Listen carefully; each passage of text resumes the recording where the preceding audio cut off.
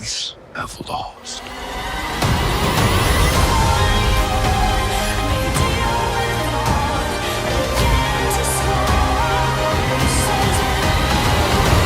Olá você de dentro do grupinho, olá você de fora do grupinho, eu sou o Eduardo, você está ouvindo Pérolas do RPG direto do Upside Down! A quarta temporada de Stranger Things teve seu final disponibilizado justamente hoje, nessa sexta-feira, sextou demais, e hoje a gente quer falar um pouquinho sobre ela, sobre a série como um todo, mas não se preocupa que esse episódio aqui não vai ter nenhum spoiler, nem desse volume 2, nem da quarta temporada, nem nenhuma temporada, pra falar bem a verdade. A gente quer falar uma coisa um pouquinho diferente, uma coisa mais perto do nosso nicho, né, aqui do nosso querido podcast. Hoje eu quero falar de algo que é muito importante e permeia toda a série, que se chama Dungeons and Dragons, D&D, que já tá aparecendo várias vezes aqui no nosso querido podcast, né, e por que não? Agora que Stranger Things voltou e vai sumir de novo por 3 anos... Por que não comentar um pouco da influência de Dungeons and Dragons na série, já que é algo muito importante pros personagens e pros criadores da série também. Vamos dar uma olhada ali nos monstros desse RPG ali, o RPG mais famoso do mundo, que aparecem na série. Não aparecem em si, né, mas as crianças, que não são mais crianças, dão um jeito ali de homenagear eles de alguma forma dentro da série. Então já prepara uma pipoca, já faz ali um leite com Nescau, porque eu sei que tu vai sentar e tu vai maratonar esses 2 episódios de 5 horas inteiros direto nessa sexta-feira, mas tu também vai assistir / ouvir este episódio aqui, porque está bem recheadinho e você vai estar, ó, afiado, trincando pro final de Stranger Things, pelo menos da 4ª temporada. The Demogorgon! We're in deep shit. Will, your action! I don't know. Fireball Then him! have to roll a 13 or higher. Too risky. Cast a protection spell. Don't be a pussy! Fireball him! Em Dungeons and Dragons, em D&D, o Demogorgon também é chamado de a Besta Sibilante, ou o Mestre das Profundezas Espirais. Esse segundo nome aí tem uma relação de onde ele veio, né, onde ele habita, que é o subterrâneo do nosso mundo.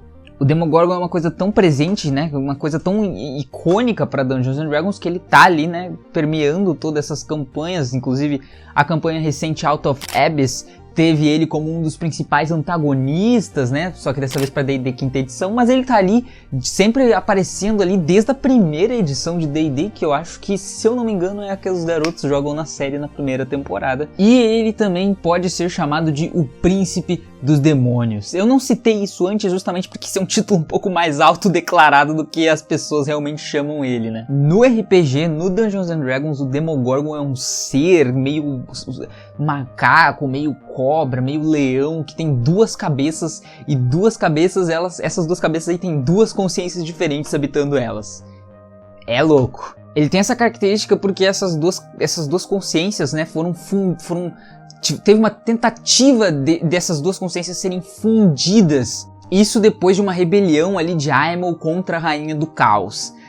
Mas isso é uma tramóia ali, uma guerra de demônio, de abaredo, que é um negócio que é muito complexo, mas é muito interessante. Na wiki que eu mencionei, inclusive no último episódio, tu vai poder encontrar bem massa ali todas as descrições e toda a história do personagem como um todo, né? Porque em Stranger Things o Demogorgon é uma raça, mais ou menos, e no D&D ele é realmente uma pessoa, um deus maligno. Essa fusão, né, que aconteceu depois dessa rebelião não foi concluída corretamente, e é por isso que agora ele tem 2 cabeças e as 2 cabeças têm consciências diferentes. É meio que aquele negócio, uma é razão, outra é emoção. É um negócio, uma parada meio dessa. Mas essa dualidade entre essas 2 consciências gera uma das paradas mais interessantes desse personagem em Dungeons and Dragons e também a sua maior fraqueza. Uma consciência tá sempre tramando pra assassinar a outra. Então, tu tem a consciência, ela briga com a outra, e as 2 estão tentando se matar, só que nenhuma delas pode se matar, porque elas dividem a mesma vida, elas não são vidas diferentes, uma cabeça só não pode morrer, então elas não conseguem se matar, e acaba mesmo que, quando você tá num grupo, e o grupo não tem um level tão alto assim pra tu enfrentar o Demogorgon, e quase nenhum grupo tem isso, é legal tu jogar com essa lábia aí de tu tentar convencer uma cabeça a atacar com a outra, e o Demogorgon vai se autodestruir. E como outra divindade, existe um culto ao Demogorgon em Dungeons and Dragons. Só que esse culto é bem menor comparado ali com outras divindades existentes, né, nos mundos de Dungeons and Dragons, mas ela acaba ali sendo um pouco maior, né, do que, por exemplo, um culto a um diabo, a um demônio mais comum. E é muito interessante que não é só humanos que fazem parte deste culto, mas também várias outras criaturas que querem aceitar ali o domínio do Demogorgon.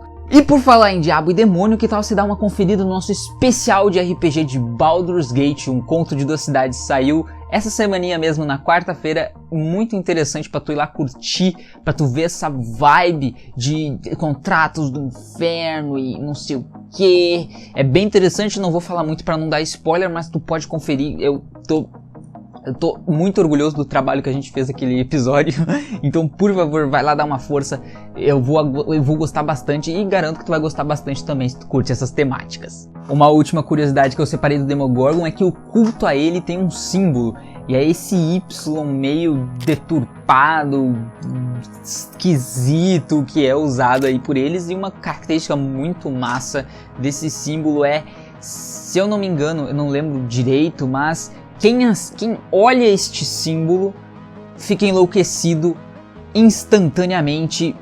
E se eu não me engano, se for o Demogorgon tiver feito o símbolo dele, tu fica enlouquecido pra sempre.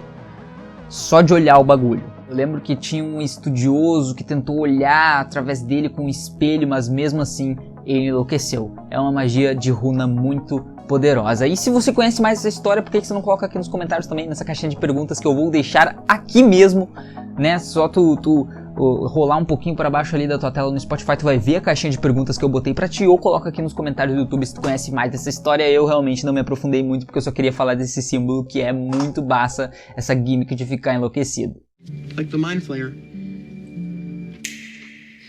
What? The Mind Flayer. What the hell is that?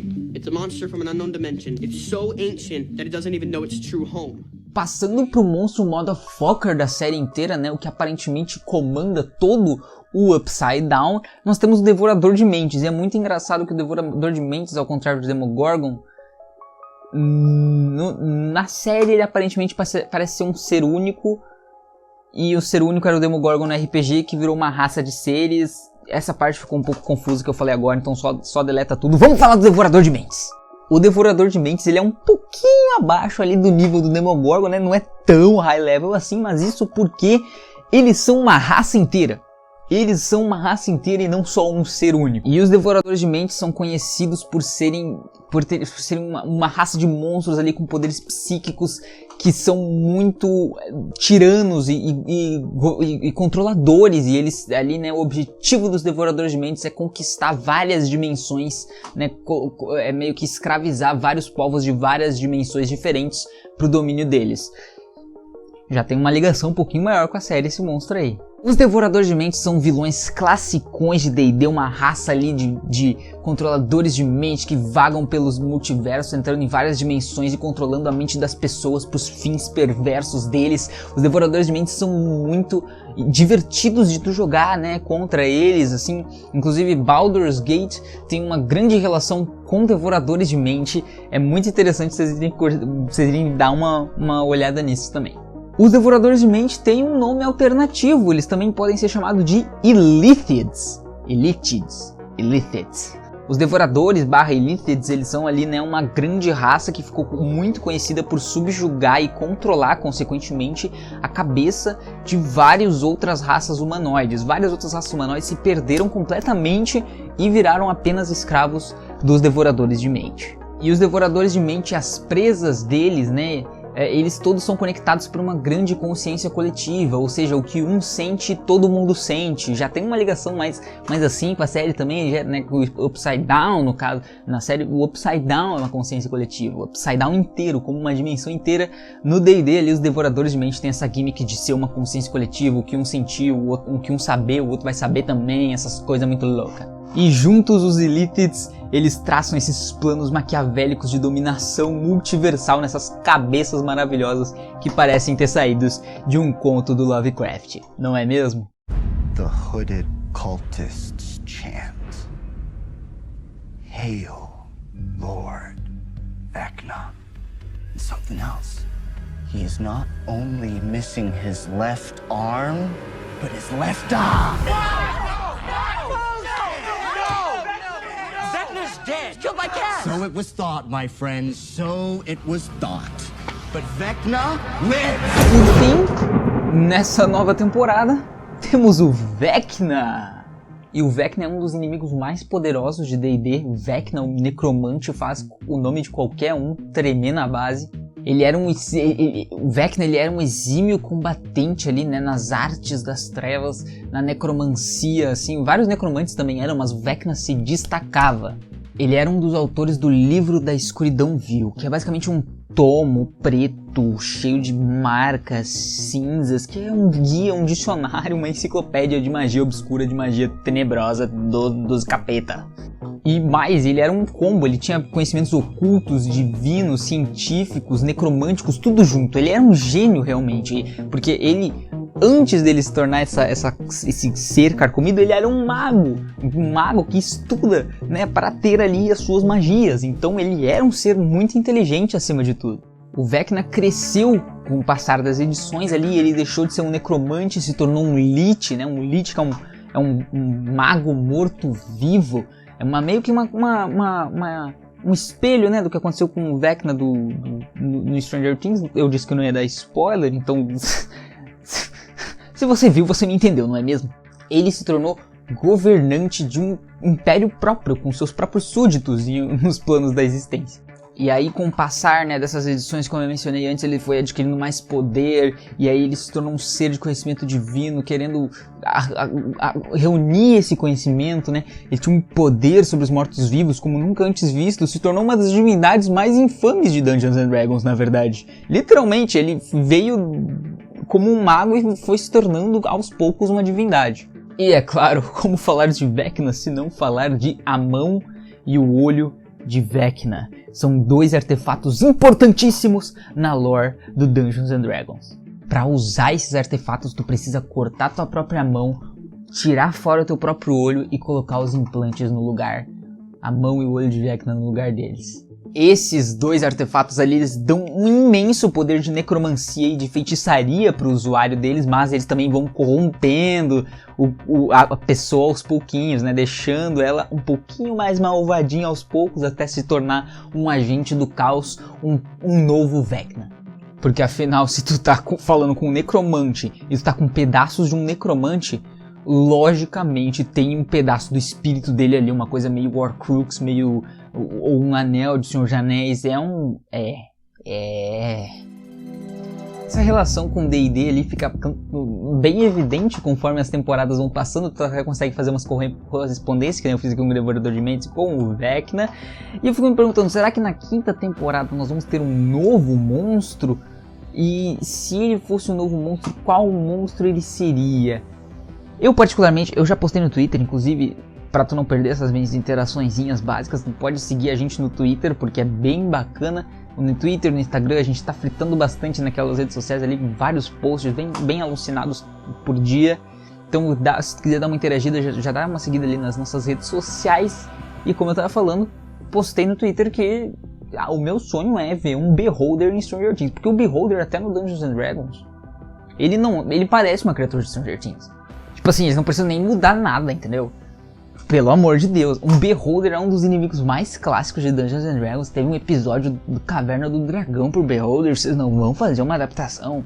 Ah, pelo amor de Deus. E qual outro monstro tu ia querer ver de Dungeons & Dragons? Se é que você conhece Dungeons & Dragons ou se caiu nesse vídeo de paraquedas e tá aprendendo agora. E se tu caiu nesse episódio de paraquedas, pô, segue a gente aqui no Spotify, se inscreve aqui no canal do YouTube, porque, pô, a gente vai te ensinar a jogar RPG aos pouquinhos.